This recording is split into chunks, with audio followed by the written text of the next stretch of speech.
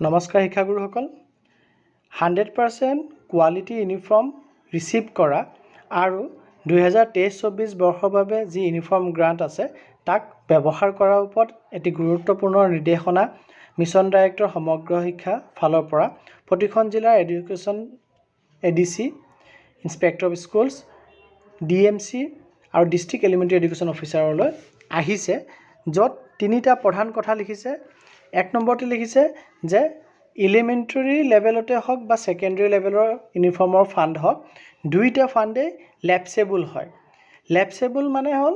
এনে এটা ফাণ্ড যোনটো ফাণ্ড কোনোবা এটা বিত্তীয় বৰ্ষত কোনোবা এটা বিশেষ কামৰ কাৰণে কোনোবা অনুষ্ঠান প্ৰতিষ্ঠানত দিয়া হয় আৰু সেই অনুষ্ঠান প্ৰতিষ্ঠানে সেই বিশেষ ফাণ্ডটি সেই বিশেষ কামৰ বাবে সেই বিশেষ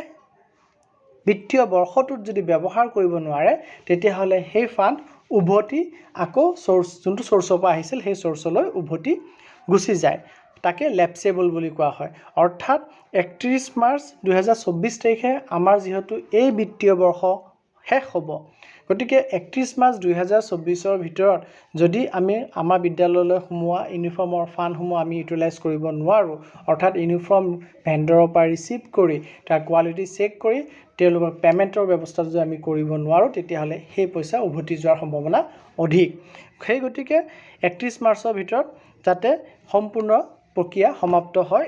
ইয়াৰ উদ্দেশ্যে এই পত্ৰটি প্ৰেৰণ কৰা হৈছে আৰু ইয়াত লিখিছে যে quality of uniform is prime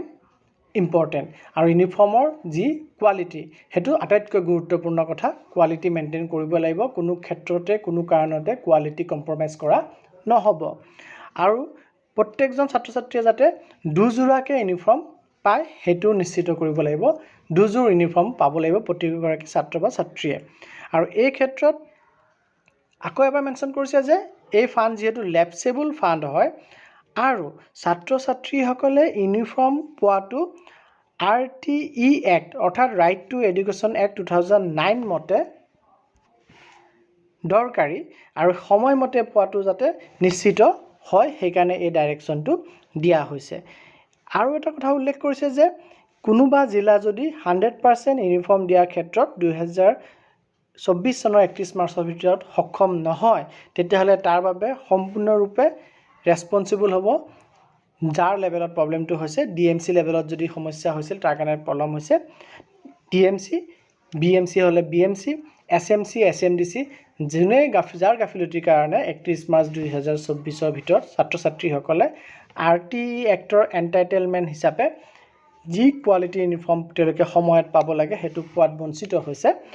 তেখেতক ৰেসপন্সিবল কৰা হ'ব। এই ক্ষেত্ৰত RTE এক্টৰ কথা মেনশন কৰিছে অৰ্থাৎ এটি আইনৰ কথা মেনশন কৰিছে গতিকে আমি সকলোৱে সাৱধান হ'ব হল যদি আমি আমাৰ লেভেলত হোৱা গাফিলতিৰ কাৰণে ছাত্ৰ ছাত্ৰীসকলে কোৱালিটি ইউনিফৰ্মৰ পৰা বঞ্চিত হয় ইউনিফৰ্মৰ ফাণ্ড উভতি যাবলগীয়া হয় তেতিয়াহ'লে আমি কিন্তু ভয়ংকৰ বিপদৰ সন্মুখীন হ'ম। এই কথাখিনি এই ভিডিঅ'টোৰ জৰিয়তে জানাবলগীয়া আছিল। ভিডিঅ'টোৰ ইনফৰমেশ্যনখিনি ইম্পৰ্টেণ্ট বুলি ভাবিলে কাইণ্ডলি লাইক এণ্ড শ্বেয়াৰ কৰিব আৰু চেনেলটো যদি এতিয়াও ছাবস্ক্ৰাইব কৰা নাই কাইণ্ডলি ছাবস্ক্ৰাইব কৰিব আৰু সম্ভৱ হ'লে জয়েন বটনটো ক্লিক কৰি পেলাই চেনেলটি জয়েন কৰিব। ধন্যবাদ।